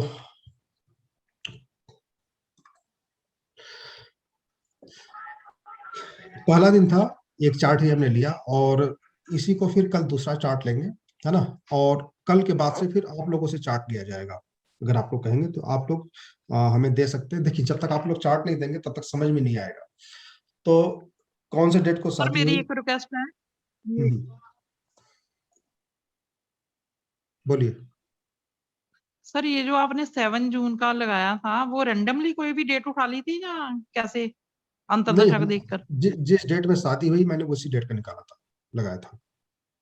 ओके, ठीक है। तो अभी शुरुआत में 1 हफ्ते 2 हफ्ते हम ऐसे चार्ट को लेंगे जो आपको जिनका इवेंट घटित हो चुका है, इवेंट हो चुका है, शादी हो चुकी है, और उसी चार्ट को समझेंगे कि तरीका क्या है, हम कैसे कैसे भावों को पढ़ना सीखते हैं, नंबर को कैसे समझेंगे कि कौन सा नंबर्स हमें शादी करवाएंगे, और किस पोजीशन में रहेंगे तो शादी करवाएंगे। ट्रांजिट किस प्रकार से लगता है वो हम चेक करेंगे 1 हफ्ते 2 हफ्ते तक। तीसरे हफ्ते से नया नया चार्ट आप लोगों से लेंगे, या मैं अपने पास से दे दूंगा। तीसरे हफ्ते चौथे हफ्ते में वो चार्ट को लेंगे, हम प्रिडिक्शन कैसे करेंगे, ठीक है। उसके बाद से हम उठाएंगे तलाक भाव, है ना। ये तलाक कब होता है, कब नहीं होता है ना, कैसे कौन से चार्ट है जिसमें शादी होती ही नहीं है आजीवन, वो भी चार्ट को लेंगे। और इसके अलावा फिर प्रेम विवाह भी है, और इसके बाद आता है प्रेम विवाह के बाद से ऐसे कुछ चार्ट होते हैं जो लड़कियां जो है, कोर्ट मैरिज का भी लगा देना। हाँ, कोर्ट मैरिज तो है ही है, हाँ कोर्ट मैरिज भी है। कुछ चार्ट ऐसे भी होते हैं जो स्वभाव जो ऐसे होते हैं लड़कियों के या लड़कों के, जिनसे शादी नहीं करनी चाहिए, है ना। मतलब बदनामी वाली लड़कियां जो होती हैं, है ना। कुछ लोग ऐसे होते हैं जो लोग अपना प्रोफेशन इस चीज को बना लेते हैं, है ना, सेक्स वर्क को। वो चार्ट भी कैसे देखेंगे, वो चार्ट भी समझ में आना चाहिए। तो वो चार्ट, उसके कॉम्बिनेशन क्या होते हैं, है ना, वो सब चीजें आप लोगों को नोट्स में नहीं दिया गया, क्योंकि वो सार्वजनिक नहीं करना चाह रहा था ना। वो आप लोगों को अलग से चार्ट दिया जाएगा, अलग से नोट्स दिया जाएगा ना, अलग बना के। तो जैसे स्त्री की कुंडली होती है, पुरुष की कुंडली होती है, अलग अलग कुंडलियां होती हैं, तो सबके स्वभाव भी अलग अलग होते हैं। तो स्वभाव में कैसे कैसे चेंज आएगा, और वो अलग से नोट्स बना के दिया जाएगा। तो मेरा पर्पज ये था कि पहले 1 महीने हम मैरिज को प्रेडिक्शन करना सीख जाए, तलाक को प्रेडिक्शन करना सीख जाए, फिर बाकी चीजों को हम 1 महीने बाद फिर उसको देंगे आप लोगों को, क्योंकि ज्यादा उलझाना नहीं चाहता था। ठीक है, तो कल दूसरा चार्ट लेंगे और समझने का प्रयास करेंगे। ठीक है सर, एक क्वेरी था। हाँ बताइए सर। एक बार ना सर वो बता दीजिए सर, जैसे आपने प्लेनेट का कहा था ना कि प्लेनेट लेवल को हम 20%, उसके स्टार लॉर्ड और सब लॉर्ड को कितना कितना % देते? देखिए, इम्पोर्टेंस ना, देखिए 100% होते हैं। 100 में से 40% सबलाट, 40% नक्षत्र स्वामी को, और 20% हम ग्रह लेवल को। जैसे मान लीजिए, हम ना उदाहरण स्वरूप हम लेते हैं, आप लोगों को समझाते हैं। Okay sir. कि मान लीजिए कि हमारे देश के प्रधानमंत्री प्रेजेंट में मोदी जी हैं, उन्होंने कोई योजना बनाई, ठीक है, योजना बनाई, तो उन योजनाओं को लागू तभी हम करा पाएंगे। कल प्रधानमंत्री खुद ही बोला था, शायद मीटिंग कर रहे थे 5 बजे, तब मैंने सुना था उनको कि केंद्र की योजनाओं को राज्य सरकार और प्रशासन स्तर करके जब तक हम मिला के नहीं चलेंगे तब तक कोई भी कार्य को हम सही तरीके से जनता तक पहुंचा नहीं सकते। तो हम सबलाड को प्रशासनिक डीएम स्तर को मान सकते हैं, एसपी स्तर मतलब जिले स्तर को मान सकते हैं। तो हमारा ग्रह लेवल जो है वो प्रधानमंत्री का लेवल मान लीजिए। उन्होंने कोई योजना, उसमें जो प्लेनेट एक्टिव रहेंगे, जो भाव एक्टिव रहेंगे, उसी के प्रभाव को अगर सेकंड में एक्टिव मिलेगा, नक्षत्र लेवल पे एक्टिव मिलेगा, तब वो प्रभाव उसका दे पाएगा, है ना, प्लेनेट। लेकिन अगर सबलाड लेवल पे नेगेटिव आ गया, अर्थात जिला स्तर का जो अधिकारी है, डीएम है, वो चाहता है कि हम वो सपा का आदमी है और वहां पर कुछ काम हो जाएगा तो हमारे योगी जी का नाम हो जाएगा, तो वहां को डेवलपमेंट ही नहीं करेगा, है ना, चाहे कुछ भी कर लो। और वैसे जो है, अगर चीफ मिनिस्टर ठान ले भाई प्रधानमंत्री के कार्यों को हमें राष्ट्र तक नहीं पहुंचाना है, तो ममता की तरह वो नहीं पहुंचाता, जो मेरा काम हो वही पहुंचे बस जनता तक। तो उसी तरह से हमें ग्रह लेवल को हमें एक 20% ही मानना है, और फल जो देते हैं वो नक्षत्र और सबलाड ही देते हैं।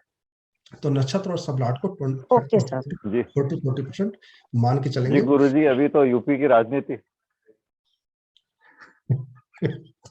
देखिए, ये 9 प्लेनेट जो है ना, ये जो कुंडली है ना, ये राजनीति का अखाड़ा है। और जो 9 प्लेनेट है ना, ये सब राजनीति के जो है बड़े बड़े धुरंधर हैं, और इनमें दोस्ती भी है, दुश्मनी भी है। लेकिन कभी कभी जैसे राजनीति के 2 धुरंधर दोस्त बन जाते हैं ना एक साथ बैठ करके, वैसे कहा ना 2 प्लेनेट जब एक साथ बैठ जाते हैं ना तो मित्र बन जाते हैं, और ये कई बार शत्रु भी बन जाते हैं। तो बस उन्हीं को हमें समझना कि कब वो मित्र बने। जी गुरु जी, जैसे अभी पार्टी का मतलब रही है जैसे अभी पंडित जी, एक निवेदन था मेरा। हाँ बोलिए। ये केपी की ये शब्दावली एक बार आप लिखवा दीजिएगा पूरी। कौन सी? जैसे कस्प किसे कह रहे हैं, स्टारलाट क्या हुआ, एएसएल क्या है, एसएसएल क्या है। आपने लास्ट वीडियो देखा नहीं देखा, पहले बताइए। देखा बड़ी जो। ठीक है, क्लास में भी थे लास्ट? जी था। ये कस्प का कहीं वर्ड नहीं आया था उसमें। ठीक है, कस्पल का मैं नोट्स बना के दे देता हूँ आपको, ठीक है, फिर समझा भी दूंगा कल। इनकी शब्दावली मिल जाए और कुछ नहीं चाहिए। कुछ नहीं है, कस्पल चार्ट मतलब ये भाव के सबलाड ना। पहला भाव का सबलाड नक्षत्र स्वामी कौन है और सबलाड कौन है, दूसरे भाव का नक्षत्र स्वामी कौन है, सबलाड कौन है। तो जहां 1 नंबर लिखा है वो फर्स्ट भाव होगा, है ना, और उसको कस्पल चार्ट बोलते हैं इंग्लिश में, कस्प चार्ट, और हिंदी में बोलते हैं भाव संधि, है ना। निरण भाव मैं देख लेता हूँ क्या, मुझे भी थोड़ा सा एक मैं देख लेता हूँ। केपी भाव संधि, केपी भाव, इसमें भाव संधि लिखा हुआ है, निरण भाव नहीं कहते, भाव संधि लिखा हुआ है यहाँ पे, ठीक है। और ये कहाँ से मिलेगा? आप जब जाएंगे एस्ट्रोसेज खोलेंगे तो सबसे पहले ऊपर आता है भाव, फिर आता है बुक मार्क्स, फिर आता है लग्न कुंडली जैसे आता है, और फिर दशा, फिर फलादेश, फिर केपी पे हम टच करेंगे तो केपी कुंडली खुल जाती है। और फिर ऊपर जो है कॉर्नर पे एक निशान होता है, वहां हम टच करेंगे तो नक्षत्र नाड़ी चार्ट आ जाता है। तो कुछ लोग तो पहले से यूज करते होंगे, जो लोग नहीं यूज करते हैं मुझे कल फोन कर लीजिएगा, और मैं किसी दूसरे फोन से कीजिएगा, और एक फोन आपके पास होना चाहिए यूज करने के लिए। तो कैसे कैसे उसे करना है बता दूंगा। साथ साथ में एक वीडियो भी बनाकर मैंने यूट्यूब पे डाला है, एक वीडियो और भी बना देता हूँ, उसके बाद भी समझ नहीं आया तो फोन कर लीजिएगा, ठीक है। मैं वीडियो बना देता हूँ, आप लोगों को भेज देता हूँ, क्योंकि सबके पास तो डाल देना एक बार। क्या चीज? दृष्टियां भी पढ़ा चुका हूँ और डाल देता हूँ मैं लिखवाया भी था। चलिए मैं डाल देता हूँ, चलिए दृष्टि भी डाल देता हूँ, ठीक है। दृष्टि चाहिए आप लोगों को, और एक यूज कैसे करना है एस्ट्रोसेज, ताकि आप लोगों के पास मोबाइल ही है तो हर चार्ट को आप तब देखेंगे नहीं, तब तक समझेंगे कैसे। तो इसका भी एक वीडियो बना के डाल देता है एस्ट्रोसेज का। दूसरा जो दृष्टि, सभी प्लेनेट की 7वीं दृष्टि होती है, ध्यान रखिए, सभी प्लेनेट की 7वीं दृष्टि होती है, सामने वाले भाव को देखता है। 5वीं और 9वीं गुरु और राहु केतु की होती है, राहु गुरु केतु की। शनि की होती है 3, 7, 10। शनि की होती है 3, 7, 10। मंगल की होती है 4, 7, 8। वो मैं लिख के दे देता हूँ, मेरे पास चार्ट है, मैं सब बना हुआ है, मैं पोस्ट कर देता हूँ, आप लोग नोट कर लीजिएगा। ठीक है सर। ठीक है, मैं भेज देता हूँ। बाकी ये 1 महीने पूरा जो है दीजिए आप लोग। कई सारे चार्ट हम जब देखेंगे तो धीरे धीरे बेसिक चीज समझ में आ जाएगा। प्रिडिक्शन कैसे करेंगे अननोन चार्ट पे जिनकी शादी नहीं हुई है, उसको भी हम समझने का प्रयास करेंगे और फिर आप लोग से प्रयास कराएंगे कि अब बताइए कैसे शादी कब हो सकती है, प्रिडिक्शन कीजिए। तो जब आप लोग प्रयास करेंगे ना तब ज्यादा समझ में आएगा। सर एक क्वेश्चन पूछना था। हाँ बोलिए। सर मैंने थर्ड वीडियो मतलब शेयर की ना। जी ये ऑडियो बंद कर लीजिए किसी का। हेलो, 1 मिनट, पहले सालनी जी बात कर रहे हैं। सालनी जी बोलिए। सर जो आपने थर्ड वीडियो शेयर किया था उसमें आपने बोला था कि जो 10th हाउस में प्लेनेट होगा उसके अकॉर्डिंग मतलब करियर बनेगा। थर्ड हाउस 10वां भाव कितने ओवर होगा? 10th में। ठीक है। तो सर अगर उसमें मतलब देखिए अभी प्रोफेशन तो मैं पढ़ा नहीं रहा हूँ ना। देखिए जो क्लास चल रही है ना उसी से रिलेटेड चीज। मेरी मतलब ठीक है जो क्लास चल रही है उसी से रिलेटेड चीज पूछेंगे तो समझ में आएगा। अगर आप 6 महीने आगे भाग जाएंगे तो जो यहाँ लोग बैठे हैं ना वो लोग भी कंफ्यूज होंगे, है ना।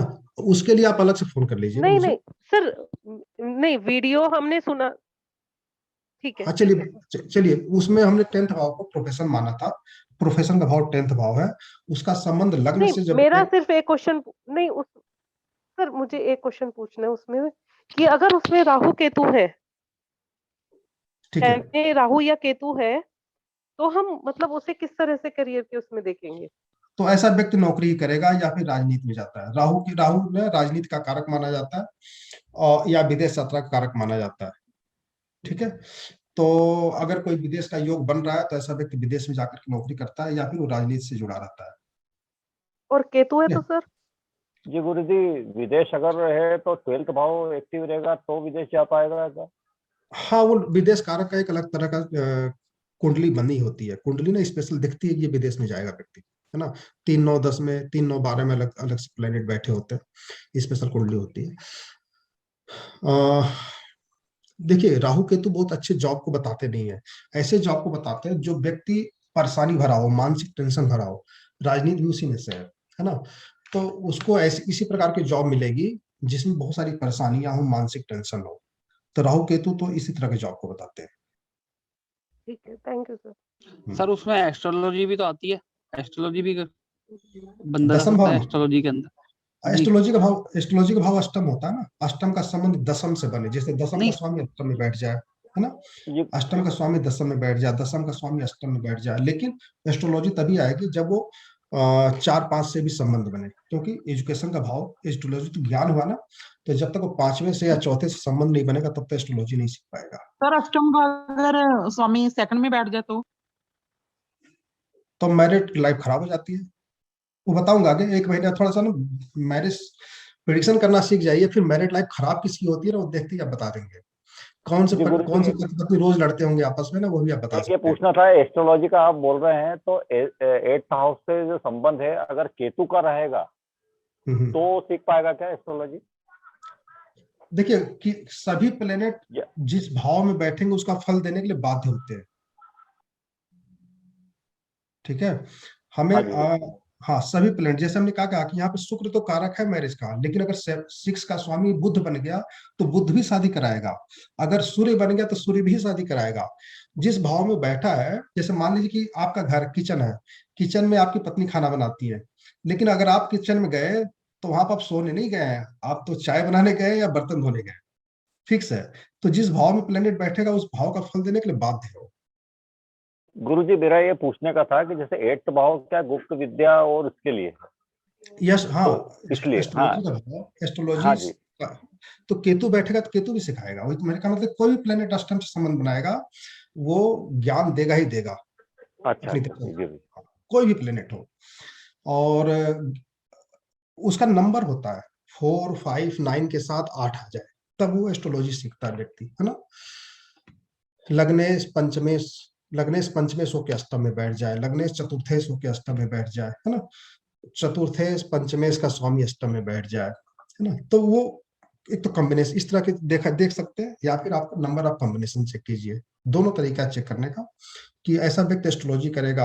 अगर वो अष्टम भाव एक्टिव नहीं है तो रिसर्च नहीं कर पाएगा, रिसर्च का भाव भी तो अष्टम है ना। हाँ जी। रिसर्च नहीं करेगा, बस सीख लेगा। हम पढ़ा रहे हैं, वो बैठे बैठे सुन रहे हैं, सीख लिया, और फिर प्रैक्टिस, ज्यादा मेहनत नहीं कर पाएगा। रिसर्च जब तक आप नहीं करेंगे, जब तक आप, हमने आज पढ़ा गहरी खोज जो है वो 8th भाव ही है।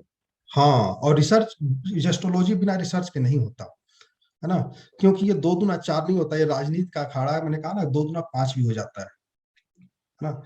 तो अगर राजनीति को कोई अच्छे से समझेगा ना, तो देखेंगे ना, इसमें बहुत ज्यादा अच्छे से सीख जाएगा। मैंने देखा है कि एस्ट्रोलॉजी राजनीति की सीखते हैं या फिर इंजीनियर सीखते हैं। हमारे जितने भी इंजीनियर स्टूडेंट रहे वो बड़े बड़े साइंटिस्ट भी 8th हाउस के रिलेटेड होंगे जो भी। हाँ हाँ, रिसर्च, इंजीनियर, रिसर्च, एस्ट्रोलॉजी, ये सब अष्टम भाव है। और जितने लोग इनसे जुड़े हुए हैं वो लोग जल्दी एस्ट्रोलॉजी सीख जाते हैं। बहुत सारे इंजीनियर हमारे रहे स्टूडेंट, एमसीए के भी लड़के रहे, वो फटाफट सीख गए। तो कहीं उनका भाव एक्टिव था बहुत ज्यादा। और चलिए, बातें तो होती रहेंगी धीरे धीरे, और कल एक बार और क्लास को लेंगे। और जो चीज आप लोगों ने मांगा है मुझे ना व्हाट्सएप कर दीजिएगा, मुझे ये चीज लिख के दे दीजिए, मैं वो चीज चार्ट मेरे पास बना हुआ है। एक बार सब लोड के बारे में दे देना गुरुजी। कौन सा? सब लोड के बारे में दे देना वीडियो। और एक गुरुजी, जैसे आप कह रहे हो, जैसे कारक जहाँ पे बैठता हो, कारक ग्रह, जैसे बृहस्पति 5वें घर में बैठ गया या चंद्रमा 4थे घर में बैठ गया, जागा कारक है, वह नुकसान करेगा या फायदा करेगा? ये मैंने कब कहा? मैंने तो बताया नहीं आप लोगों को। अभी तो कह रहे थे गुरुजी, कोई भी ग्रह जहाँ बैठता हो वहां पे नुकसान करेगा, यानी कि मैंने कारक नहीं बोला, मैंने बोला कि कोई भी प्लेनेट जिस भाव से संबंध बनाएगा उस भाव का फल देगा ही देगा। अच्छा गुरुजी, मैंने जैसे शुक्र। अच्छा गुरुजी, ये मेरे ये शुक्र सप्तम में बैठेगा तो शुक्र विवाह देगा कि नहीं देगा, वो वैदिक ज्योतिष में कहा जाता है। कारक अगर बैठ जाता है अपने भाव में, उस भाव में, तो उस भाव के फलों को नाश करता है। अच्छा गुरुजी, कोई भी ग्रह गुरुजी। हाँ, वैदिक ज्योतिष का नियम है, वो कब काम करता, कब नहीं करता, वो चेक बताएंगे, उसको आगे चर्चा करेंगे। एक साथ ना खिचड़ी बन जाएगी, इसलिए एक पावदान को आगे बढ़ते हैं ना। ठीक है गुरुजी, ठीक है गुरुजी। जय श्री राम गुरुजी। Good night. सर एक विनती हो रहा है सर सभी से, प्लीज सर, है ना सर, क्लास के अंदर डिसिप्लिन रखें। लोग पीछे से माइक ऑन कर देते हैं, तो सब समझदार लोग हैं सर, तो कहते हुए अच्छा नहीं लगेगा, क्योंकि मैं तो अपना बहुत डिसिप्लिन से रहता हूँ। जब सामने वाला निकलता ना, मुझे भयंकर गुस्सा आता, पढ़ाई में मेरा मन नहीं लगता। कोई बात नहीं, एक 2 दिन कल के बाद से अगले हफ्ते से तो गिने चुने लोग रहेंगे, 10-15 लोग रहेंगे, और अब आप ही रहता, कोई नहीं खोलता। और अभी चूंकि नया चीज है, जिज्ञासा भी है, कुछ पूछना भी है, हालात ही नहीं सर, पूछ सकते हैं, मना देखो, जिज्ञासा है, क्योंकि सामने वाला पूछेगा तब भी हम भी कुछ नया सीखेंगे उनसे, ऐसी बात नहीं है। लेकिन डिसिप्लिन रखें, माइक अपना ऑफ रखें। हाँ, वो ध्यान रखना आप लोगों को, ठीक है। और ठीक है, कल मिलते हैं। और आशीष जी, आपको समझ में आया नहीं आज? हेलो, समझ में मेरा आया? क्वेश्चन ये था, ये जो हम कैलकुलेशन कर रहे हैं, क्या हम पूरा पिन पॉइंट भी कर पाएंगे आगे कैलकुलेशन, मतलब टिल मैरिज डेट तक? दशा तो निकाल लेते हैं, अंतर्दशा तक पहुंच जाते हैं। देखिए, टिल डेट तक का कोशिश किया जा सकता है। मैं गारंटी नहीं देता कि वो टिल डेट तक पहुंच पाएंगे आप। हम बस ये बता सकते हैं कि मार्च से लेकर के मई के बीच में शादी हो जाएगी, उसमें तय हो जाएगी। एक पीरियड बता सकते हैं, 1 से 2 महीने का, 3 महीने का, कि ये प्रोबेबल मंथ्स हैं, इनमें हो सकती है। हाँ, इतना टिल डेट में मतलब या तो सूर्य की देखना पड़ेगा, सूर्य की स्थिति सूर्य चंद्रमा घुमाना पड़ेंगे ना। हाँ, सूर्य चंद्रमा को हमें और ज्यादा फिर गहराई में भी, तो देखिए इतना ही समझ जाइए आप लोग ना। अगर आप लोग इस चीज को प्रेडिक्शन करने में सबसे एक्सपर्ट हो जाए कि हम इस साल में इस महीने के बीच में शादी हो जाएगी, अप्रैल या मई में शादी हो जाएगी, या नवंबर दिसंबर में, इतना ही बहुत है। अगर इतना आपने प्रेडिक्शन कर दिया, ये बहुत बड़ी बात। ये भी आज के लोग 20-20 साल के जो लोग प्रैक्टिस कर रहे हैं वो नहीं कर पाते। सर नहीं कर पाते तभी पूछा है। हाँ, तो वही नहीं कर पा, अभी यही हो जाए। साल तक नहीं बता रहे, महीना डेट तो बहुत दूर की बात है सर। हाँ, तो साल ये भी गलत निकलते हैं उनके। अभी कल भी मेरे पास फोन तो आते रहते हैं, आज मैंने पूरे दिन नहीं किया कुछ, तो कि मैंने कहा 2 साल बाद शादी होगी ना, अब अप्रैल या मई में 24 में शादी लेट दिख रही, जैसे ये चार्ट है ना ऐसे ही था, गोचर भी नहीं मिल रहा था, ट्रांजिट मिल ही नहीं रहा था। बोले सभी पंडित जी बताना 3 महीने में शादी हो जाएगी, अप्रैल मई में। मैं कहाँ पूछा, मैं कहा कई जगह फोन कर चुकी, बोले अप्रैल मई में शादी हो जाएगी। तो ठीक है, हो सकता हो जा नहीं हो, बात की बात है, लेकिन अधिकतर जब जाएंगे ना, अधिकतर लोग क्या होता है कि अधिकतर लोग जाते हैं मंदिर के पुजारी के पास। ध्यान रखिएगा, मंदिर के पुजारी में आपको 10% पढ़े लिखे मिलेंगे जो ट्रेनिंग लिए हुए हैं, नहीं तो वो ऐसे ही बैठा दिए जाते हैं पूजा पाठ करने के लिए ना, तो फिर वो लोग उतने ट्रेंड नहीं होते। हाँ, अगर उन्होंने टाइम निकाल करके मेहनत करके सीख लिया तो फिर अच्छी बात है। तो वहां पे प्रिडिक्शन में यही गुरु की दृष्टि चेक की जाती है और शादी बता दी जाती है ना। तो शादी उसमें गलती हो भी सकता है, शादी हो भी जाती, नहीं भी होती है ना। और अधिकतर वहां पे उपचार के ऊपर ज्यादा महत्व दिया जाता है कि हनुमान जी की पूजा कर लीजिए, देवी की पूजा कर लीजिए। तो शादी कब होगी तो वहां पे दिक्कत यह बताया जाता कि आपका ये ग्रह रुकावट दे रहा है, इनका पूजा कर लीजिए, शादी हो जाएगी। तो वो चीज हमें नहीं सीखना, हमें प्रिडिक्शन सीखना है। एक बार आप प्रिडिक्शन सीख जाएंगे, फिर कहाँ उपचार की जरूरत है वो भी बताया जाएगा, हर जगह उपचार नहीं लगता। जी गुरुजी, आपकी बात से ये याद आया है कि आपने मंगल दोष का भी बताया था, कि इसका भी कुछ अपन केपी में बताएंगे। हाँ, थोड़ा सा आगे बढ़ जाने दीजिए, प्रिडिक्शन एक बार बता दें, फिर मंगल दोष पे भी आ जाएंगे। अब 1 महीने बाद आ जाऊंगा, कुछ में 7, 8, 12 है, जब बहुत सारे मंगल में दोष में शादी हो जाती है, लेकिन मंगल दोष होने के बाद भी शादी भरपूर बढ़िया चलती है ना। तो जब मंगल में वो नंबर्स नहीं रहेंगे, 7, 8, 12 नहीं रहेंगे, तो शादी बढ़िया चलेगी। सिंपल सा तरीका है, तो वो मैं आगे बता दूंगा। अभी नोट्स और मिलेंगे इससे रिलेटेड ना, एक पीडीएफ और मिलेगा जो आगे का होगा। ठीक है, ठीक है, शुभ रात्रि और कल मिलते हैं। Good night. प्रणाम जय श्री राम। प्रणाम। जय श्री राम। सभी को प्रणाम। नमस्कार। प्रणाम सर, प्रणाम। नमस्कार। नमस्कार नमस्कार नमस्कार। जय श्री राम।